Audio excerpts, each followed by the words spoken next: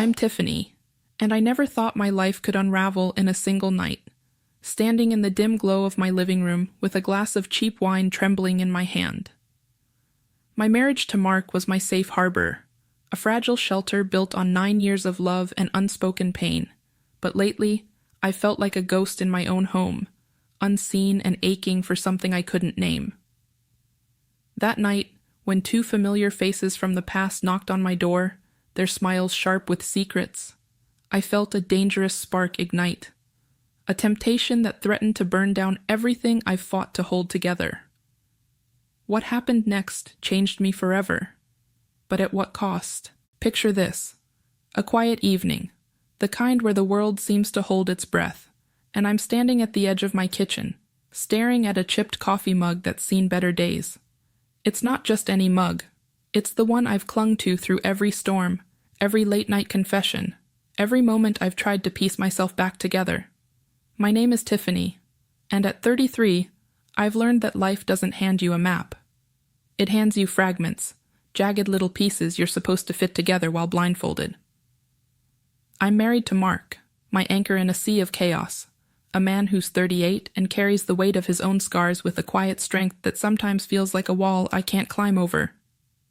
We've been together for 9 years, built a life in a small suburban home just outside the city, where the neighbors smile but don't ask too many questions. And maybe that's for the best, because the story I'm about to tell you isn't one I've shared with anyone. Not even Mark. Not fully. I can still feel the warmth of that mug in my hands as I stood there, the ceramic rough against my fingertips, grounding me while my mind wandered to places I've tried to lock away. There's something about the stillness of a house at dusk, when the light fades and shadows stretch long across the hardwood floors, that makes you face things you've been running from. I've always been good at running, metaphorically at least. Physically, I'm more likely to trip over my own feet. But emotionally, I've spent years dodging the hard truths, painting over the cracks in my heart with forced smiles and small talk. Mark sees through it sometimes, I think. He'll look at me with those deep hazel eyes, like he's searching for something I haven't figured out how to give him. And I want to. God, I want to. But there are things buried so deep inside me, I'm not sure I can dig them out without breaking everything we've built. Our marriage isn't perfect, but it's ours. We've had our share of late-night arguments, the kind where words cut deeper than you mean them to, and mornings where we've woken up tangled in each other, finding solace in the quiet rhythm of shared breath. There are moments, private, intense moments, where we've lost ourselves in each other, seeking connection in the most primal way. A desperate kind of closeness that speaks when words fail. It's like we're trying to stitch up old wounds with every touch, every whispered promise in the dark. I won't paint the details too vividly, but let's just say there's a fire between us that burns hot, even when everything else feels cold. It's not just passion, it's survival. A way to remind ourselves we're still here, still fighting for each other, even when the world feels like it's slipping through our fingers. But beneath all that, there's a heaviness I carry alone. That heaviness I've been carrying, it seemed to settle deeper into my bones that Friday night as I stood in the kitchen, the chipped mug now cold in my hands. I set it down on the counter, the faint clink echoing in the quiet house, and glanced at the clock.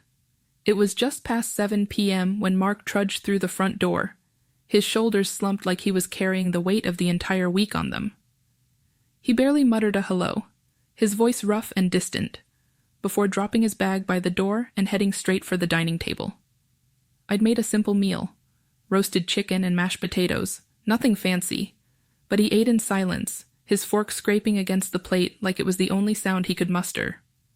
I tried to make small talk, asking about his day at the warehouse, but all I got were grunts and one-word answers. By 9 p.m., he was done, pushing his chair back with a tired sigh and mumbling something about needing sleep. I watched him disappear down the hallway to our bedroom, the door clicking shut behind him, leaving me alone with the hum of the refrigerator and a half-empty plate of food I didn't have the appetite to finish. I wandered into the living room, my bare feet cold against the hardwood, and poured myself a glass of cheap red wine. I curled up on the couch in my worn tank top and leggings, my hair thrown into a messy bun that hadn't seen a brush since morning. I felt far from glamorous, more like a shadow of the woman I used to be, the one who laughed easily and felt seen. I flicked on the TV, some forgettable rom-com playing in the background, the kind where everyone ends up happy no matter how messy things get. But I couldn't focus on it. My mind kept circling back to Mark, to the distance that's been growing between us like a slow, creeping fog.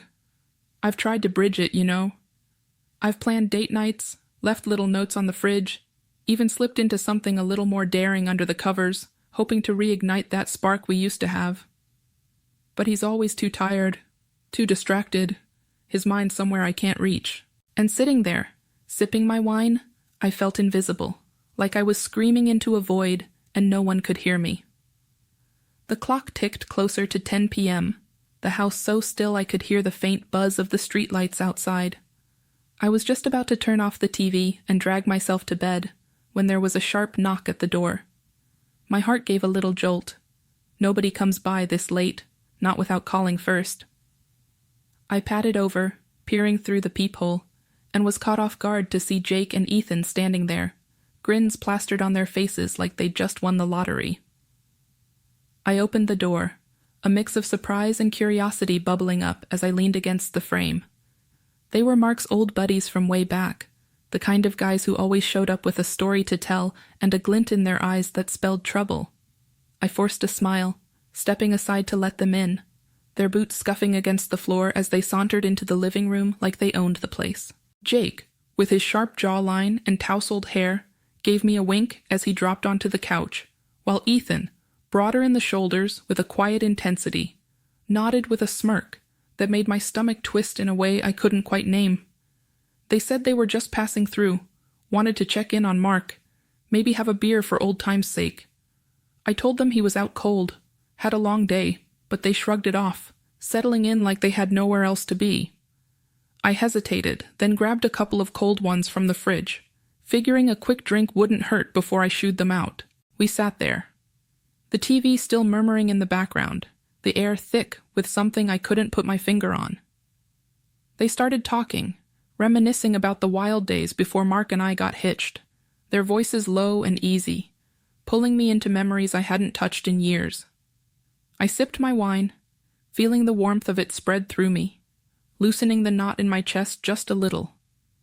Jake shifted closer on the couch, his knee brushing mine, and I noticed the way his tone dropped, turning softer, almost like a secret meant just for me.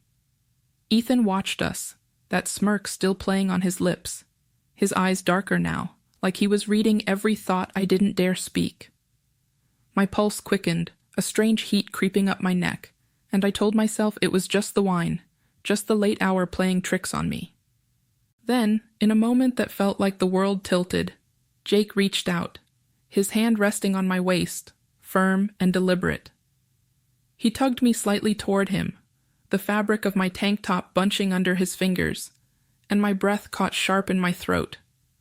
I froze, my mind scrambling to make sense of it, but before I could pull away or even speak, Ethan was there, moving behind me with a predator's grace. His breath was warm against my neck, his lips just grazing the skin as he murmured how beautiful I was, how they'd always wanted me, always seen me in a way I hadn't felt in so long. His voice was a low rumble, vibrating through me. And then he whispered a number, $5,000, if I'd be willing to, as he put it, have some fun with them. The words hit me like a punch, stealing the air from my lungs. I sat there, caught between them, my heart hammering so loud I was sure they could hear it, my mind a storm of shock, anger, and something else, something dangerous, a thrill I hadn't felt in years. I could hear Mark snoring down the hall, the sound a harsh reminder of the life I'd built, the vows I'd made. It was loud, oblivious, cutting through the charged silence of the living room like a chainsaw through wood. And in that moment, I felt the weight of everything I'd been carrying. The loneliness, the invisibility, the ache of being unseen by the one person who was supposed to see me most. I'd spent years fading into the background of my own story, my desires buried under routine and rejection, and now here were two men looking at me like I was the only thing that mattered. Their eyes burned with hunger, Jake's hand still on my waist, Ethan's breath still hot against my skin, and I felt something crack inside me, a dam I'd built to hold back everything I'd denied myself. I wrestled with it. I swear I did. My morals screamed at me to stand up, to shove them away, to slam the door on this moment and never look back. But there was another voice, quieter but sharper, whispering that I deserved to feel alive, just for a little while. My loyalty to Mark clashed with the raw, aching need to be wanted, to be touched, to be something more than a shadow in my own home. My hands trembled as I sat there, caught in the whirlwind of my own conflicting emotions. The moment stretched into something I couldn't escape. My hands were still trembling, my heart a wild drumbeat in my chest, as I made a choice I never thought I'd make. I let myself fall into the pull of Jake and Ethan's presence, into the heat and the hunger that had been missing from my life for so long. What unfolded in that living room, under the dim glow of the flickering TV, was a blur of intensity and forbidden allure, a dance of shadows and whispers that I won't spell out. But you can imagine the kind of connection that ignites when boundaries are crossed, when desperation meets desire in a way that's as reckless as it is consuming. When it was over, the air felt heavier, thicker with the weight of what I'd just done. Jake and Ethan moved with a practiced ease, pulling themselves together as if nothing out of the ordinary had happened. Their demeanor shifted in an instant, from the seductive pull that had drawn me in to something almost casual, transactional even. Jake adjusted his shirt, smoothing out the wrinkles with a smirk, while Ethan ran a hand through his hair, his expression unreadable. They dressed quickly, their movements efficient, like they'd done this before, like this was just another night to them. I sat there on the couch, my breath still uneven, feeling the ghost of their touch lingering on my skin as reality started to claw its way back in. Jake reached into his jacket pocket, pulling out a plain white envelope, and slid it onto the coffee table with a deliberate flick of his wrist. He caught my eye, that familiar wink flashing across his face as he said, "Worth every penny." His voice was light, almost playful, but it hit me like a stone, grounding me in the harsh truth of what I'd just traded for that money. Ethan, standing by the door now, gave me a longer, more lingering look, his dark eyes holding something I couldn't quite decipher. "We'll keep this between us," he murmured, his tone low and reassuring, but it only deepened the knot in my stomach. Then, without another word, they were gone, slipping out the front door as quietly as they'd come, leaving me alone in a house that suddenly felt too big, too empty. The silence was suffocating. I sat there, frozen, staring at the envelope on the table like it was a ticking bomb. My hands shook as I finally reached for it, the paper crinkling under my fingers, feeling heavier than it should have. I didn't even open it to count what was inside. I couldn't bear to look. Instead, I stumbled to the kitchen on unsteady legs, yanked open a drawer where I keep old receipts and junk, and shoved the envelope deep inside, burying it beneath a mess of papers as if that could bury the memory too. But it didn't. My mind was a storm, replaying every second of what had just happened. The way Jake's hand had felt, the heat of Ethan's breath, the sound of my own racing pulse. Shame washed over me in waves, crashing against the lingering thrill that still buzzed under my skin, a sickening mix that made my stomach churn. I needed to see Mark, to anchor myself in something real, something safe. I crept down the hallway, my bare feet silent on the hardwood, and eased open the bedroom door. There he was, sprawled across the bed, snoring softly, completely unaware of the betrayal that had unfolded just a room away. The sight of him, his face relaxed in sleep, the steady rise and fall of his chest, hit me like a punch. Guilt clawed at my throat, so sharp and raw I nearly shook him awake right then and there to spill everything, to beg for forgiveness I wasn't sure I deserved. But I couldn't do it. I just stood there, gripping the doorframe, tears pricking at the corners of my eyes as I watched him sleep, wondering how I'd ever look him in the eye again. I backed out of the room, closing the door with a soft click, and returned to the living room. I sank onto the edge of the couch, my gaze locked on the spot where it had The next day dawned heavy, like the weight of last night's choices had settled into the very air I breathed. I'm Tiffany, and I'm still reeling from the storm that tore through my life in the dim glow of a flickering TV screen. I barely slept, my mind a relentless loop of guilt and fear. Every creak of the house sounding like an accusation. By the time the sun crept through the curtains, I was already on edge, my nerves frayed to threads. I dragged myself through the morning, splashing cold water on my face to wash away the shadows under my eyes, but nothing could rinse away the dread pooling in my chest. Mark was up early, quieter than usual, sipping his coffee at the kitchen table, while I fumbled with making toast I didn't even want. Every clink of his mug against the counter felt like a hammer striking glass, and I kept my eyes down, terrified he'd see the truth written all over my face. It wasn't until lunch that the first crack appeared. We were sitting at a small diner just down the road, the kind with sticky vinyl seats and a jukebox that hasn't worked in years. Mark was picking at his burger, his hazel eyes distant, when he dropped a bombshell so casually it nearly stopped my heart. He mentioned, offhand, that Jake had texted him earlier.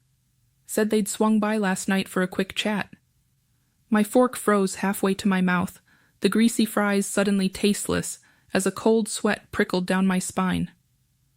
I forced my face to stay neutral, though I could feel the blood draining from it, and managed to choke out a question. What else did Jake say? Mark just shrugged, taking a sip of his soda, and said not much. Just that they didn't want to wake him since he was already out cold. Relief hit me like a wave, but it was fleeting. Barely a gasp of air before the undertow of paranoia dragged me under again. I nodded, mumbling something about that being nice of them. But inside, my mind was screaming. Did Jake really keep it that vague? Or was Mark testing me, waiting for me to slip up? The rest of the meal passed in a blur, every glance from Mark feeling like a spotlight burning through my defenses. Was that a flicker of suspicion in his eyes when he asked for the check, or was I imagining it? Every pause in our conversation, every moment of silence, hung heavy with questions I was too afraid to face. I could almost hear the unspoken words. Did something happen last night, Tiffany? Why are you so jumpy? My hands trembled as I pushed my plate away, the half-eaten food a mirror to the chaos inside me. I couldn't shake the feeling that he knew something, that the walls of our little life were starting to crack under the weight of my secret. Back at home, the paranoia only grew, clawing at me with every passing hour. I kept thinking about that envelope, hidden away in the kitchen drawer under a pile of meaningless junk. That plain white paper felt like a grenade with the pin half pulled, just waiting to detonate everything I held dear. I paced the living room, my bare feet wearing a path into the hardwood, debating whether to destroy it, shred the money, burn it, anything to erase the evidence of my mistake. But then another thought slithered in, dark and tempting. Keep it. Keep it as a reminder of what I'd done. A scar I could touch to remember how close I came to losing myself completely. The idea made me sick, but I couldn't shake it, couldn't decide which was worse, destroying the proof or living with it as a constant shadow over my shoulder. That evening, as the sun dipped low and painted the house in shades of amber, Mark headed to the bathroom for a shower. The sound of the water running was a brief reprieve, a moment to breathe without his eyes on me. I sank onto the couch, my phone clutched in my hand like a lifeline, when a notification pinged. My stomach dropped as I saw Ethan's name flash across the screen. The message read, "Last night was unforgettable. Let's do it again sometime." Panic surged through me, a cold dread gripping my chest as I stared at Ethan's words on the screen. My thumb hovered over the delete button, every nerve in my body screaming to erase the evidence, to pretend I'd never seen it. But before I could act, the sound of the bathroom door creaking open snapped me back to reality. I fumbled to lock my phone, shoving it into my pocket as Mark stepped out, a towel slung over his shoulder, steam trailing behind him like a ghost. His hair was damp, sticking to his forehead, and for a moment he just looked at me, his hazel eyes narrowing slightly. My heart thudded so loud I was sure he could hear it, and I forced a tight smile, hoping it didn't look as brittle as it felt. He tilted his head, wiping his hands on the towel, and said, "You okay, Tiff? You look like you've seen something you shouldn't have." His voice was casual, but there was an edge to it, a sharpness that cut through the fog of my panic. I swallowed hard, my mouth dry as sandpaper, and stood up, smoothing my shirt as if that could smooth away the guilt etched into my bones. I mumbled something about just being tired, but he didn't move, didn't break eye contact. Then he added, "Jake texted me again, said something interesting." My stomach plummeted, a sickening lurch that made my knees feel like they might give out. I took a shaky step toward the bathroom, desperate for an escape, and managed to croak out, "What did he say?" Mark followed me, his footsteps slow and deliberate on the hardwood, and as I reached the bathroom door, I turned to face him, forcing a calm expression I didn't feel. My reflection in the mirror behind him looked pale, haunted, like a stranger wearing my skin. He held up his phone, the screen glowing in the dim hallway light, and my breath caught as I braced for the worst. But then he turned it toward me, and I saw the message from Jake. "Hey man, owe you for last night's beers. Let me know when you're free to grab some more." Relief crashed over me so hard I nearly stumbled, my knees trembling as the tension drained from my body. It wasn't about me. It wasn't about that night. Just a simple misunderstanding, a casual follow-up about drinks. I let out a shaky laugh, the sound hollow even to my own ears, and said, "Oh, right. I forgot to mention they stopped by for a quick drink while you were asleep. No big deal." Mark nodded, his expression softening, but I caught a flicker of curiosity in his gaze, a lingering question that hadn't been answered. It was subtle, barely there, but it was enough to keep my nerves on edge, a reminder that I wasn't out of the woods yet. The days that followed felt like walking on a tightrope, every step a gamble, every glance from Mark a potential fall. I started avoiding Jake and Ethan completely, letting their occasional texts go unanswered, their invitations ignored with a quick excuse about being busy. When Mark suggested we all hang out one weekend, I felt my stomach twist, and I mumbled something about not feeling up to it, hoping he wouldn't push. Thankfully, he didn't, but I could sense the distance growing between us again, a quiet rift I didn't know how to mend without shattering everything.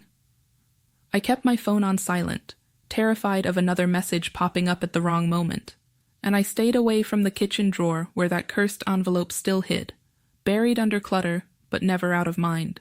The guilt was a constant companion, a shadow that followed me into every room, every conversation.